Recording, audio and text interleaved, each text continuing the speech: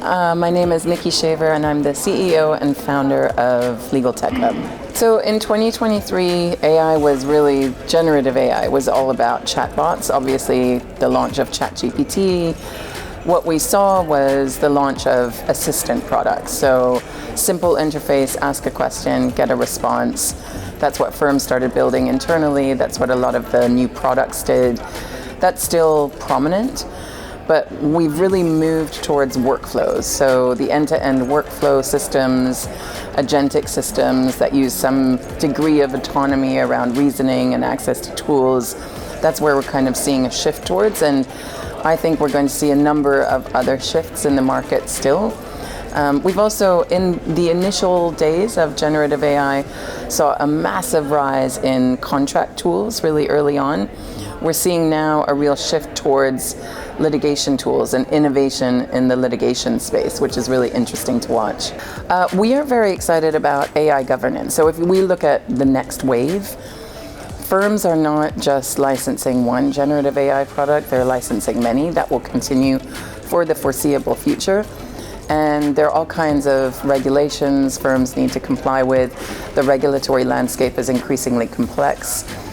Internal policies and client terms impose additional obligations on firms. Being able to comply with those through some sort of an automated tool, I think, will become really popular, and we're seeing the rise of AI governance solutions. That's what I think the next hot wave is. Definitely we'll see more consolidation, and we've seen quite a bit of it already this year. But since we've been tracking the market, we really see trends, and before generative AI, natural M&A in the market would offset the startup activity in the market. So the number of legal technical tools altogether remained relatively stable.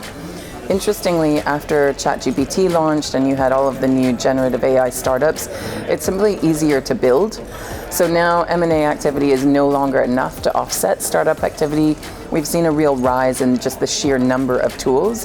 I think that's going to continue for a while. I do think we'll see some significant consolidation, but I think it's a while before you see true platforms with multiple prongs into every single practice area. At the moment, firms are still buying broad and deep and narrow.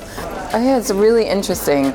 I don't know whether 1 year is enough to become a real household name, but I think yes. I think we're going to see some of these boutique firms become the top tier firms of the future. I don't think necessarily you'll need a large number of lawyers to become top tier. I think you'll be able to service clients in a really robust top tier way without being 3,000 lawyers, for example. And so I think we'll see some of these firms come in and challenge the incumbents. Oh, well, yeah, absolutely. I mean, I was actually just saying to someone the other day, we have a full directory of legal technology tools. We've had that since 2020.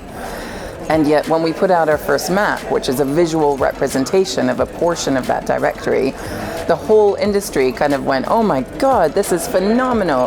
And so I think there's really something to that. You take data, present it in a visual manner, and it's much more impactful. And I think people are seeing that a lot of firms I know are tracking usage of AI, for example, in a visual dashboard manner.